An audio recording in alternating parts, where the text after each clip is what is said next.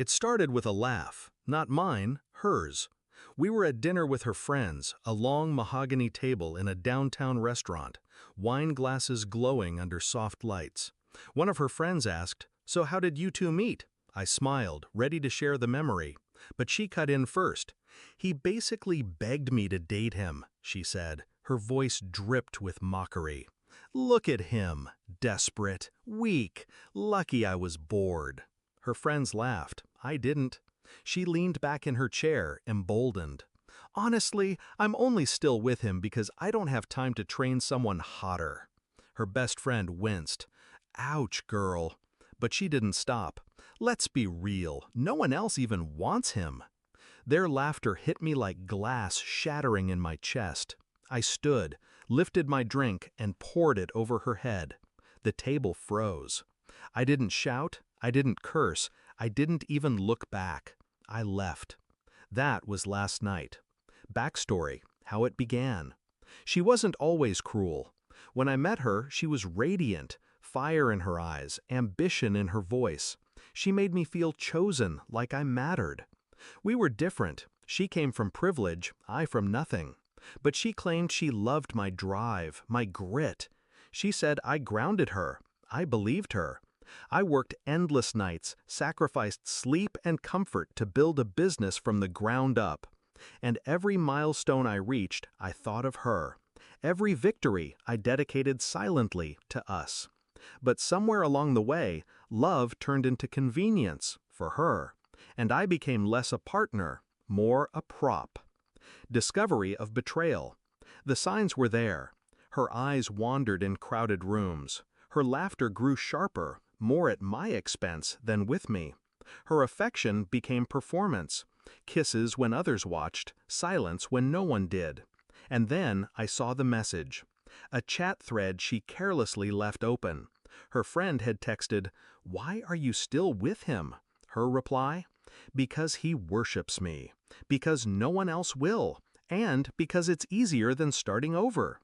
I didn't confront her, not then. I closed the screen, locked the knowledge away. That was the moment I stopped being her fool and started being her reckoning. Shift in mindset, the plan. Revenge doesn't come from rage. Rage is sloppy, loud, predictable. Mine would be silent, precise, surgical. She prided herself on control.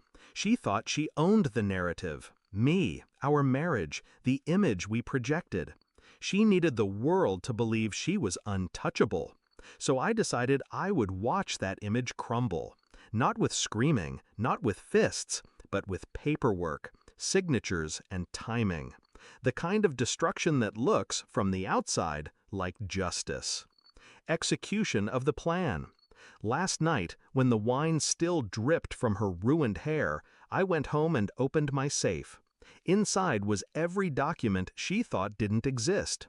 Bank statements in my name alone. Titles, deeds. Proof that the business wasn't ours, it was mine.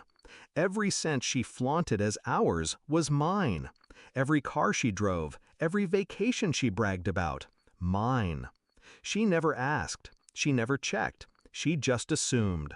And I let her. This morning, I called my lawyer. We've been ready for months. The divorce papers were already drafted. All that was left was the trigger. Last night was the trigger. By midday, the documents were filed.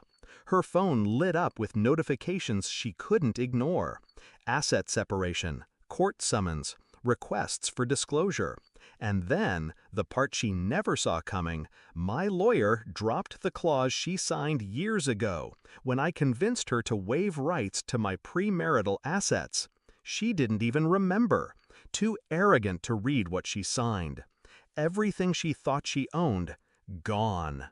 The house, the cars, the accounts, the life. Climax, the confrontation. By evening, she was at my door.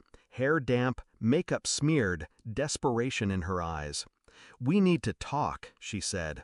I let her in, sat across from her in silence. Her voice cracked. "You're really doing this? Over a joke? Over dinner?" I leaned forward, calm, controlled. Not over dinner, over years. She flinched. You embarrassed me in front of my friends, she snapped.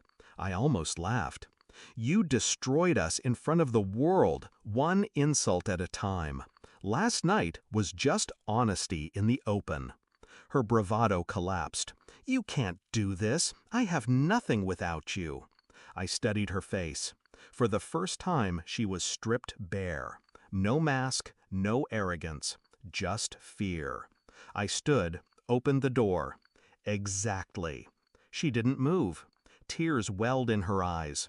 Please, don't leave me like this. I held her gaze. You already did.